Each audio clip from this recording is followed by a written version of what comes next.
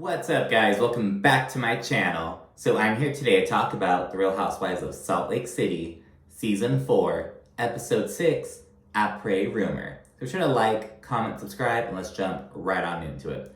First and foremost, I have to point out, in the past 2 weeks, I've heard the phrase après ski more times than I've ever heard in my life.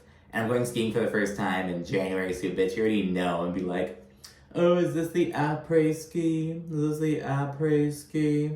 My homies are like, what the fuck are you talking about? But anyway, so yeah. By the way, I'm talking a bit lower than usual because it's 5:30 my time. I have work in 30 minutes, but I work from home, so it's all good. So yeah, I'm just kind of keeping it a little bit lower. Gonna knock this out real quickly. But anyways, the episode kicks off with Angie confronting Meredith. And she's all confident about it while they're sitting down. She's like, so I've been hearing that you've apparently been going around spreading rumors about my husband. And I obviously don't even have to tell you what they are because you clearly already know it. And Meredith's like, I've heard rumors about your husband, but have not been spreading them. Whitney and Monica join and they kind of passively confirm that they said something because Angie's like, oh, some of the girls are telling me that you're spreading this. And then Whitney and Monica reappear. But I think Meredith thinks that Whitney's the only one behind it. But it's Whitney and Monica, you know what I mean? But, because yeah, Meredith doesn't seem ear to Monica at all or anything, but we'll touch on that a little bit later.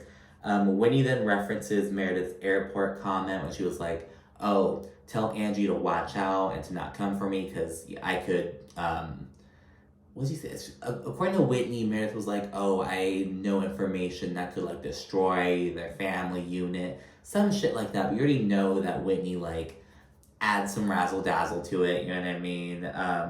And yeah, Meredith was like, that's all I said. I said that I know information about, or like, I know I've heard things about them, or I've heard these nasty rumors.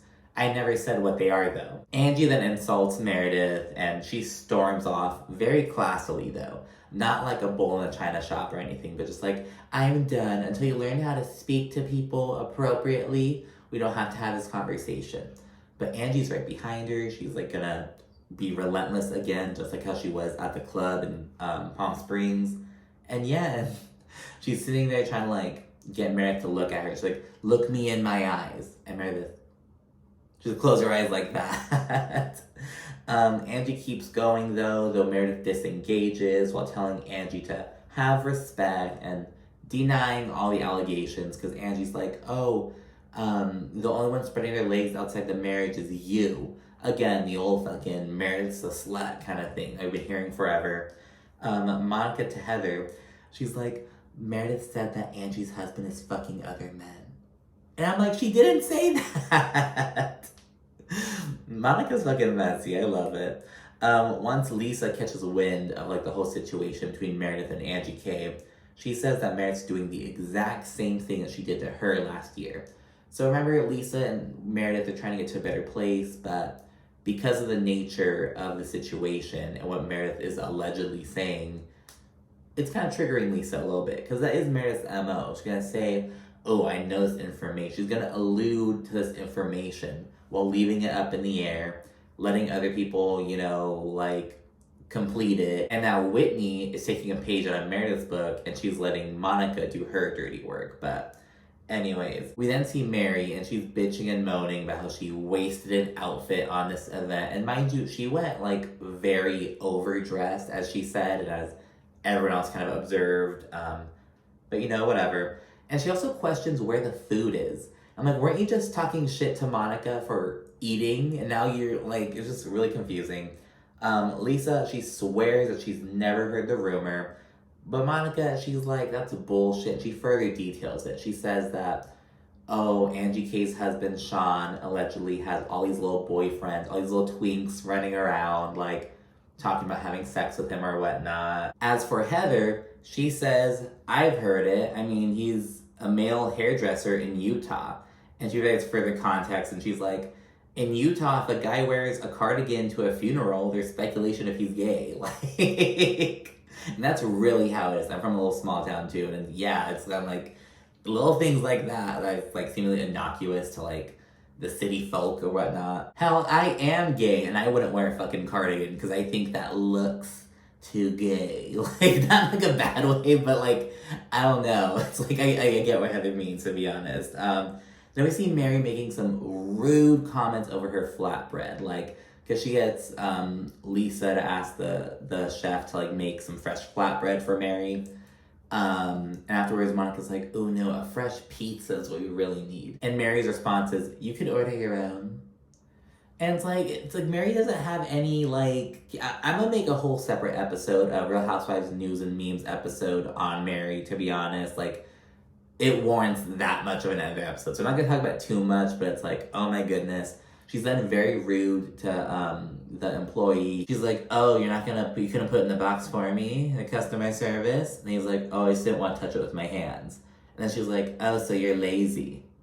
I don't know, it's like, Mary's gonna have something to say about everything. People were like, look, be rude to your fellow castmates, but not to like regular people just trying to work and do their job. I'll get more into it in a separate video, just hold that thought. The party then ends. Angie says she feels sorry for Meredith because she's so miserable. Monica, she hugs Meredith. I have a feeling that Monica and Meredith are not gonna be cool by the reunion time, but anyways, Meredith then says that something's very wrong with Angie K. And Lisa says that Angie is the real victim. But Meredith's here acting like, oh, she's so crazy, blah, blah, blah. So yeah, there's all these different perspectives going on. We then check in with Angie, and she says that family's everything to her and all this stuff. I believe this is the day after, like the morning after the party. Angie then tells Sean about what Meredith was saying. And again, it's like, what was Meredith saying? You know what I mean? And we get his reaction. He's like, fucking idiots. Like, because again, it's like he's probably been having his comments for like ever. He actually gets emotional and he says, he's like, look, I don't really care about the gay, straight, whatever thing, but he's like, the allegations that I'm cheating, that I'm being unfaithful, like that's what gets to me. And he gets emotional. He's like, you know, Electra's gonna hear about this. Gets on fucking television, you know what I mean? Lives on forever. So he's very emotional. Angie, she explains that infidelity is like a really big deal to them. They're practicing Greek Orthodox and like, she says it's against their religion. And certain people online were like, oh, well, isn't it against everyone's religion? Blah, blah, blah. Like, what do you mean? I don't think anyone promotes infidelity. And it's like, that's not what she's saying. She's just saying that's like it's a big deal to like them and their family because of like the beliefs that they hold. Like, at least that's what she's saying. You know what I mean? So there's that, and Sean says that Meredith is not welcome inside their home because she's the one stirring this shit up. And keep that in mind. He's saying that Meredith isn't welcome in his home because she's the one like spewing these rumors. But it's like, was Meredith the one spewing these rumors? Meredith has beef with Angie K. Granted, I'm sure Meredith wouldn't give a fuck about not being welcome in Angie K's home. But what about Monica and Whitney? Speaking of Monica, we then check in with her and her family real quickly. They have a little morning routine, just like the hectic single mother of 4 girls kind of thing. Lisa and Jack then go for a pedicure. And he speaks about his upcoming mission. He headed off in real time. She's like, oh my gosh, you're not gonna be able to come home for 2 years. 'Cause it's not like you're going away to college and could like theoretically come home whenever, for like holidays and whatnot. Like, he's gonna be like stuck out wherever he's at, you know what I mean? So we chat about that. Lisa mentions that Heather had some questions about it, like, does he know it's gonna be really hard work, blah, blah, blah. And she also acknowledges that most families have to like bribe their children to go on missions or like blackmail them, pressure them, but Lisa wasn't on that type of shit. So she's like, wow, like, this is really of Jack's like own volition. And as a result, she's like, this is none of Heather's business. Like, it has nothing to do with her, blah, blah, blah. She also says that Jack is serving the church rather than serving meth or teenage pregnancies. And it's like, Lisa, shut up. Jack says that he's currently reading the Book of Mormon. And it's like, so you're committing to go on a mission before you've even read the fucking doctrine that you're gonna be spewing. Like, I think it's kind of weird. And I previously mentioned how I feel like there are a lot of people who are kind of like reverting back to tradition and the older ideals. I think that's what we're kind of seeing with Jack right now. Like, he was brought up a certain way, but he's trying to turn back to tradition. He's trying to do that, like, reject modernity, embrace tradition kind of thing, you know what I mean? And yeah, they chit chat about how Jack's gonna wind up going to like the temples, and Lisa explains the difference between the temples and like the regular churches. So she goes to church every Sunday, but the the big pretty temples in Salt Lake City and whatnot. To go in there, you have to like be worthy, like you have to like feel worthy or whatnot. You have to wear the garments and everything. And Lisa basically said that like John would definitely accompany Jack to the temple, but Lisa wouldn't because she doesn't feel worthy, something like that. And yeah, Lisa's like, wow, I must be a really good mom if you're making this decision.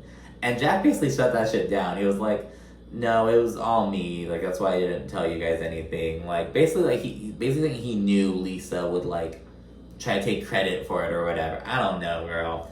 I don't think Jack, his interactions with Lisa seem kind of weird. I don't know. I know he's a teenager and that's like kind of everyone, but just like, I feel like there's gonna be some clash in their ideologies. I really genuinely do. I think Heather has a point. We're then back at Angie K's and she has Lisa and Whitney over at her house.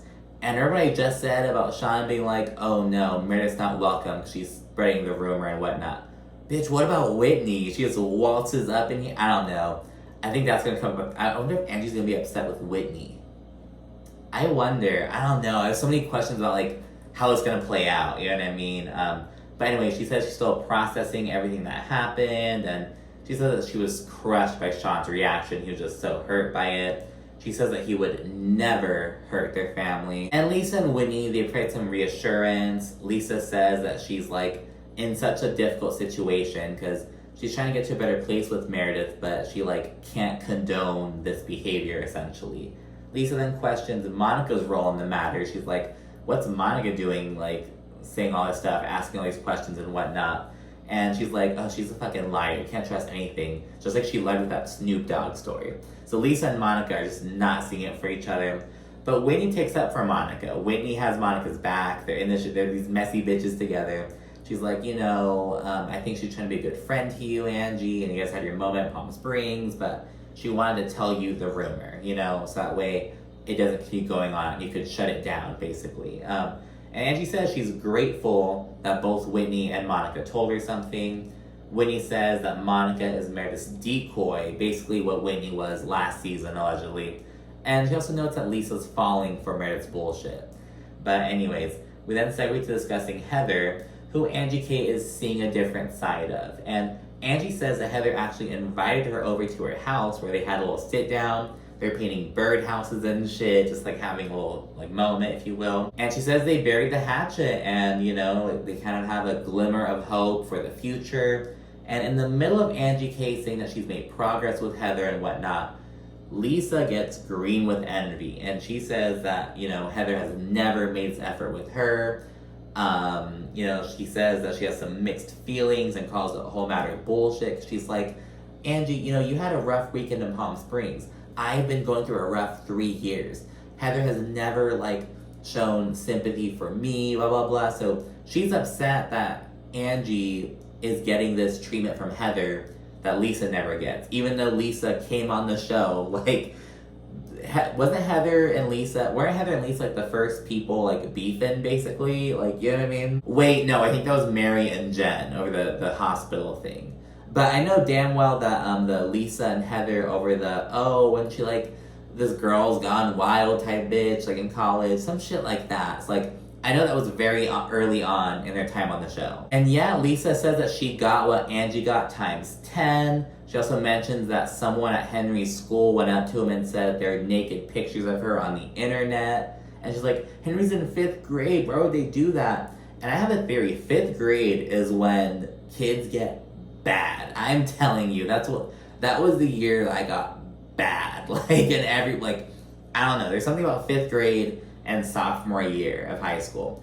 Something happens in like, I don't know what it is, girl, but like, oh my god, that's my little theory. I'm not sure. And in the confessional, Whitney says that she had no idea that Lisa was like still this upset over the past drama, but she also says that this is not the moment. She's like, we came here to like come for Angie and you're here making it all about yourself. Like, so yeah, there's that. Lisa just being Lisa. We then check in with Meredith and Brooks while on the way to go snowshoeing. And I've heard of like snowshoes and stuff, but I didn't know this was like an activity. You know, there's like the snowshoeing gear or whatnot. Whatever. While in the car, Meredith, she recounts her terrifying car moment. and the editors are just straight up mocking it. So basically, after the Après no ski that Lisa threw, Meredith and her friend Kathy, they were in a car on their way home, and a really bad snowstorm hit, and their driver lost control. She says they were driving in between a snowbank and a cliff, and she thought they were gonna go over the cliff, but they didn't. And the editors are playing this like goofy music over it, and Meredith is like visibly troubled in the confessional as she's talking about it. She like tears up, so she has to kind of stop it. And really odd decision. This did not really go over well with viewers. Meredith spoke out online. So yeah, kind of an odd choice for the editors, because Meredith was like visibly upset by it. She wasn't like being nonchalant or funny in the confessional, you know what I mean? So yeah, to kind of take these cues. But anyways, Meredith talks to Brooks about dating and whatnot. And then they get out of the car, put their snowshoes on. He's like, oh, this is like a big old stretch to get these shoes on. And Meredith's like, oh, maybe you should stretch more. And Brooks says, oh no, I get stretched often. I get stretched all the time. And people are like, oh, Brooks. And granted, you know, I mean, we see like Monica and her mom talking about sex later on. But it's just the like vulgarity of it, like the specificity, you know what I mean? But yeah. So next up, we see Monica, her mother, and her grandma on the way to the senior center. And I don't give a fuck, girl. I loved this whole little moment. It was just so lighthearted. There's hanging out, like playing cards with all these other seniors. It was a cute little moment. I'm not gonna lie, I enjoyed it. After playing some cards, Monica and her mom, they chit chat, and her mom says that, you know, even though she left Mormonism, she's still celibate, which makes dating kind of rough. And yeah, Monica says that her mother's stance is kind of confusing, and she's kind of like, I think my mom adheres to certain things within the church still for like, to feel better about herself. Like, oh, I'm not doing this or doing that, but at least I'm celibate. At least I'm not having sex before marriage. So that's how Monica puts it. And after her mother asks like where Monica's at with like her Mormonite, because Monica was raised Mormon, she got married in the temple and everything, but she was excommunicated, left the church and all that stuff. So her mom kind of asks like, where, like, how do you feel about everything?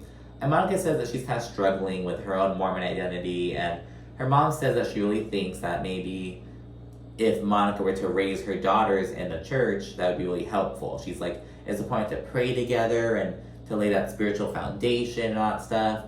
And Monica, she's like, well, hold on. When you left the church, you apologized to me for raising me in the church. And Monica's mom is like, I don't remember that. And Monica, like, that's crazy because I will never forget that. And that's how it goes. Like, you know what I mean? Like, what is just seemingly like nothing or it's easy to write off is like have a real impact on, you know, these other people. So there's that. Monica's also like, well, yeah, you raised me in the church and everything, but I still got knocked up at 19. So kind of just pushing back. Monica then adds that she does more with her own kids than her mom ever did with her. And her mom's like, oh, I was a single mother making no money. And Monica's like, I was making $6.19 an hour when I had my daughter, my eldest, and all this stuff. There's back and forth. Then they segue to discussing some boundaries. And Monica's like, oh, you have to not like come into my house like whenever you want. You have to like ask permission, like you just waltz in basically. And Monica also mentions how like she was on a phone call with her mom recently, and her mom thought that the call had dropped, or she thought they had hung up or whatever. And I guess her mom was cussing her the fuck out, like, I hate her fucking guts, I can't stand her, blah blah blah, just talking all this shit. And it's funny as Monica's like saying this and recounting what her mother said to her, her grandma. She's like, don't talk dirty here, like, no dirty talk here, like, this is my sacred place, damn it. A funny little moment. And yeah, the scene ends kind of awkwardly between Monica and her mother. We'll see more of this tension later on. And I really like this stuff, you know what I mean? Like, the lightness of it at first and going to like, the family issues and like their stuff. Monica mentioned how like she knows she's not a perfect mother, but she thinks that she's there for her children. That's something that her mother wasn't. She feels like she has some like resentment towards her because of it. All this stuff, all this very like real, relatable stuff that people can like get, you know what I mean? And the last scene is with Heather and Whitney, the bad weather, the cuzzos. They link up to go skiing and snowboarding. I believe Heather goes skiing and Whitney snowboards. I've heard that snowboarding is like leagues more difficult than skiing. But my homegirl, she's like, I've never been skiing, but I've gone snowboarding. So I'm like, I don't know. But yeah, here at skiing's easier. I'm gonna go skiing, not snowboarding. Not ready for that yet.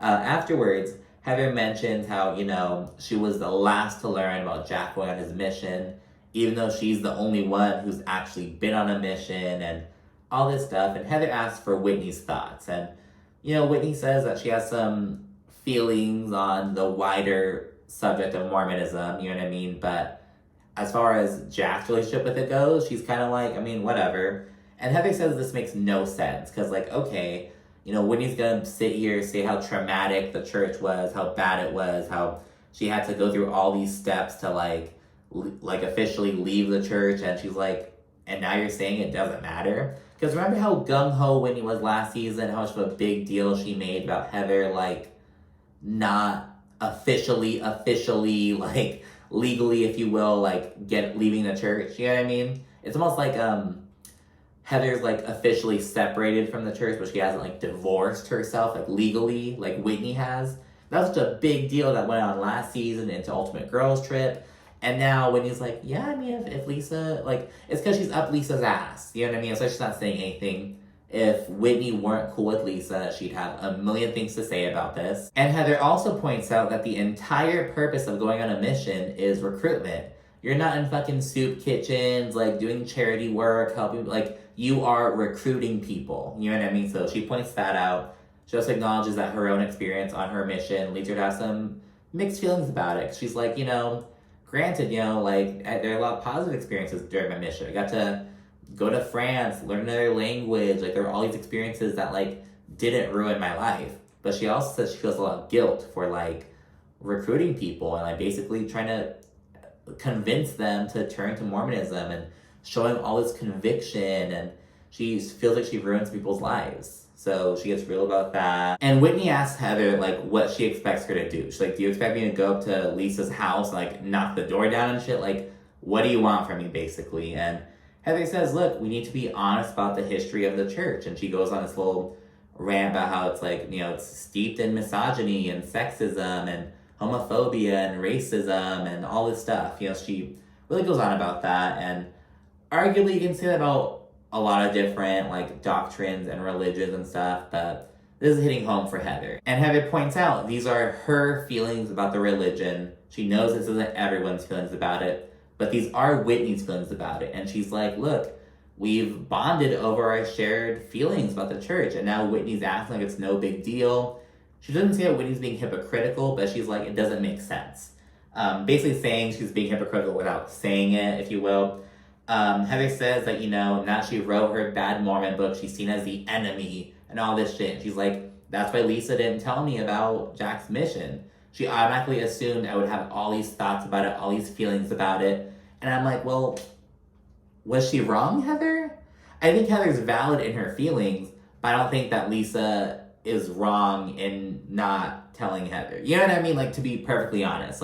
Heather, you know damn well, and I think everyone knows, and that's valid, and I'm with Heather, but it's girl, you can't be mad at Lisa for not sharing information with you that, you were gonna shut down. And while on the subject of Lisa, Whitney tells Heather about how Lisa had this major reaction in response to her meetup with Angie K. And Heather's really confused. She's like, what, Lisa's upset that, I'm good with Angie K now? What does she want from me? Lisa has all these problems with me. Now she has the issues because I'm getting on good terms with someone. So yeah, we'll see more of this next week. So anyways, thank you so much for watching. Be sure to like, comment, subscribe, and stay tuned for more. And as I mentioned earlier, I'm gonna have a Real Housewives news and memes video on Mary Cosby really shortly. Thanks for watching. Bye.